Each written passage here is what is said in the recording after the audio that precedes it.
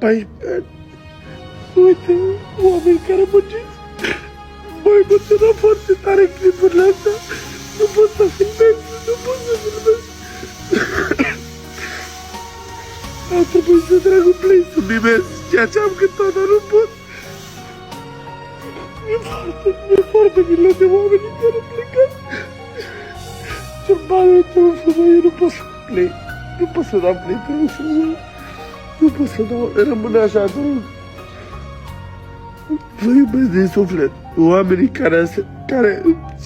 care nu se dau mari și au bani, să vă binecuvânteze Dumnezeu.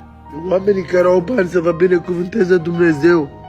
Să vă binecuvânteze Dumnezeu cu tot ce are El mai sfânt.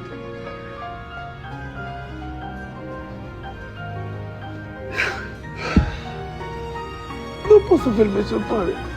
Nu pot. Că vine să plâng. Nu pot.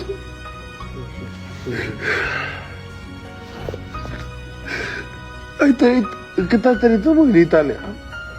15 ani. 15 ani? Bine venit în țara noastră. Eu Nu pot să filmez.